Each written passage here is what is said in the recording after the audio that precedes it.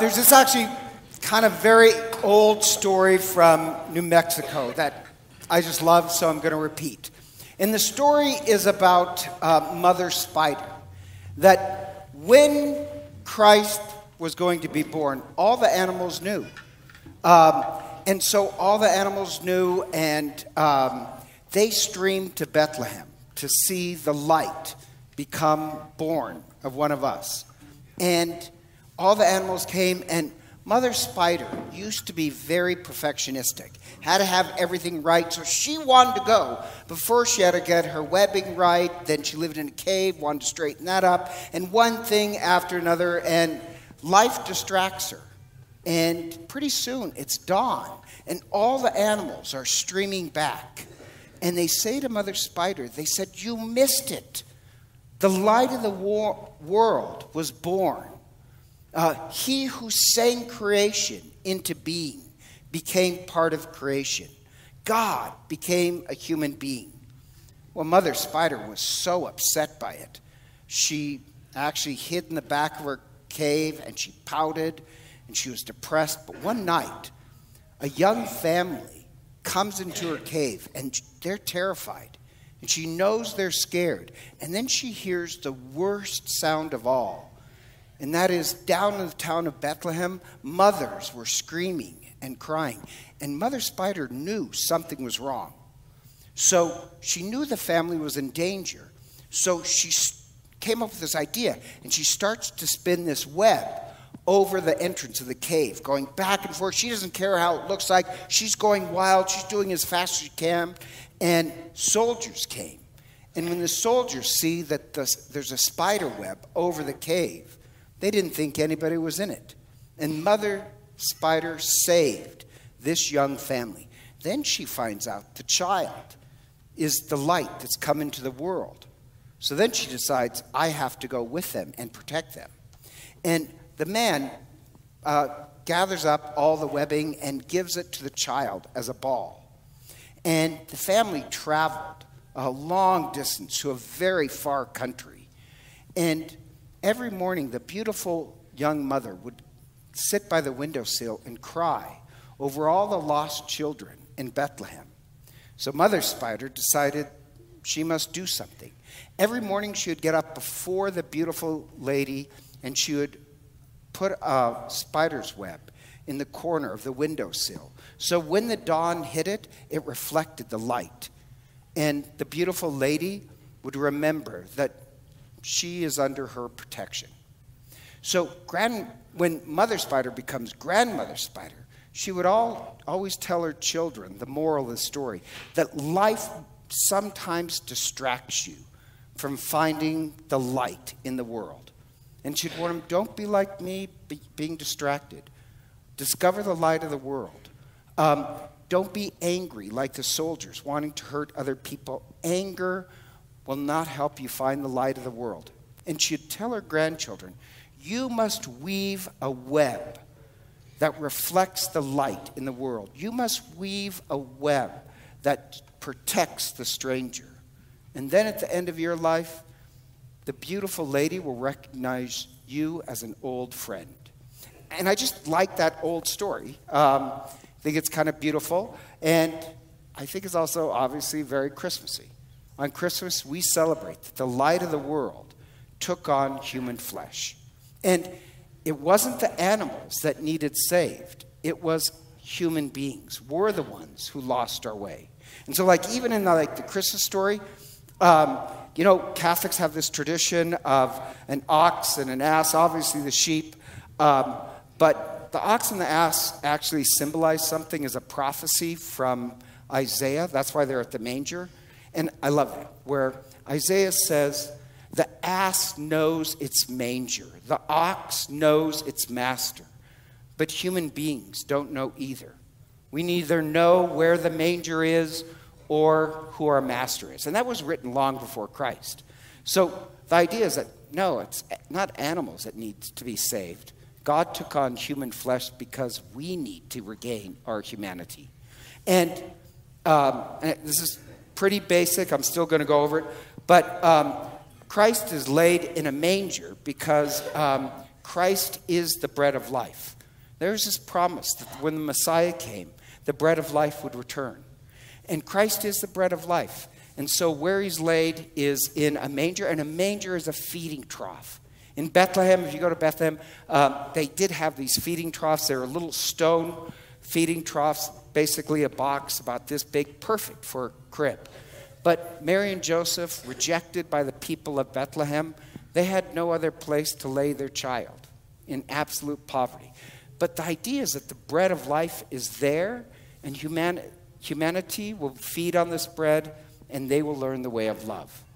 And it also picks up this idea that the manger is actually the second tabernacle in the New Testament. And if you say, well, what's the first one? I was actually pretty impressed because I asked the kids of St. Ignatius, so they're pretty smart. I said, well, why is there a sanctuary candle next to Mary when she's pregnant? And the kids got it. They said, because Mary's the first tabernacle holding. Yeah. And the manger is the second tabernacle. All our tabernacles are the third. But it's a food that's going to teach us the way of life and restore our humanity. And then you have the shepherds. And this Mass is called the Mass of the Shepherds. That's actually how Christmas starts out.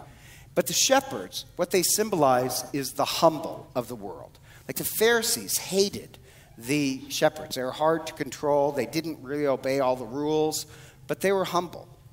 And the idea is that the humble, they'll find the light of the world. The humble, they will see the sky filled with angels. The arrogant won't.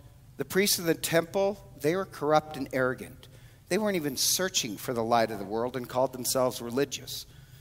King Herod, he was the king, but technically he was just a sociopath. He's not searching for the light of the world. He was always searching for more power. It's the humble who find the light. And tonight, believe it or not, we symbolize all the shepherds. And when the angels speak to the shepherds, when they say, you will find in Bethlehem a child in swaddling clothes, actually the Greek translation would be, you will find now the child.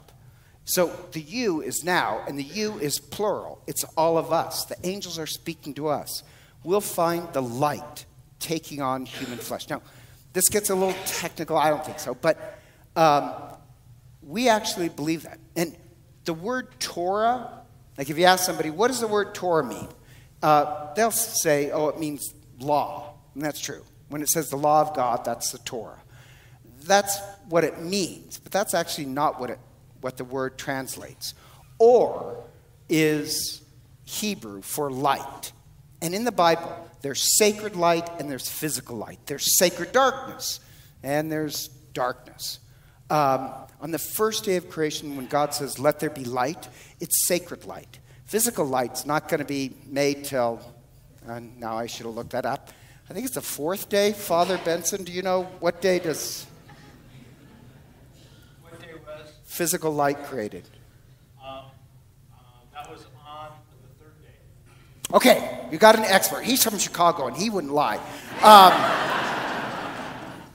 Physical, but or symbolizes spiritual light, and I love that. So Torah, or you hear the or there. Torah means you have to translate it guiding light.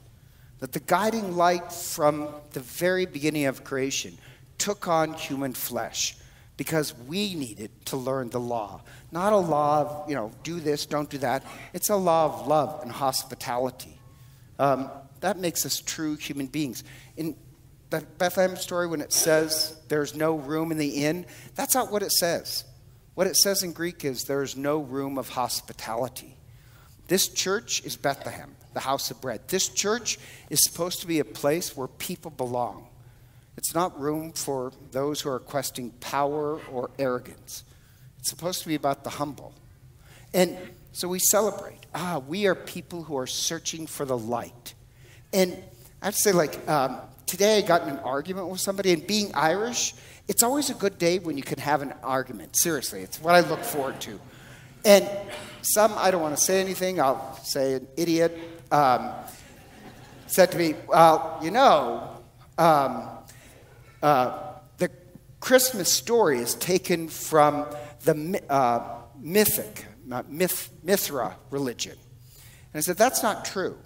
I mean, that's simply not true. The Mithra religion, this idiot says, it has a story of a virgin giving birth and 12 followers. I said, that is absolutely not true at all.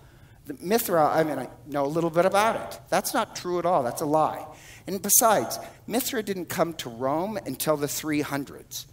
So Christianity was first, and nor is that zero part of that.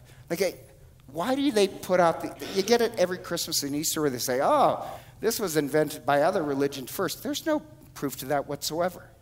In fact, there's proof that it's absolutely a lie. So he's saying this, and I'm giving him back that, no, that is not part of the Mithric religion at all. That's just, really, it was a lie that was put out by this Hollywood actor. Anyhow, it doesn't matter. So I had this argument, and I'm arguing with him, but I did think, but there is an exception. Do you know what the exception of that is? The Magi, which we won't get to later. The Magi,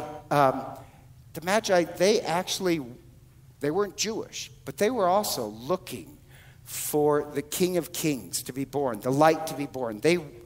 Strange enough, they worshiped light and fire. And they had this prophecy that the King of Kings, the light, will take on flesh, just like the Jews, be born of a virgin, a star will guide his way, and it's the Magi who crown kings. So eventually the Magi will make it to the manger too, but what that celebrates is the Magi symbolize those who seek for truth and knowledge. They'll also make it to the manger. It's the humble and those who seek for truth and knowledge. When we celebrate that the light is here, we're the shepherds. We're the ones who are searching for it. And so, like Grandmother Spider, don't let anything distract you. Don't let the silly arguments of Mithra or being self-involved or anger or wounds or brooding over past injuries interfere with becoming a shepherd. We're the ones who know the way to the manger. We're the ones who celebrate. We know where the light can be found. And so together, please stand. And it's a custom on Christmas to bless the manger. So the idea is that we're blessing the manger, and all of us are the shepherds gathered before the manger.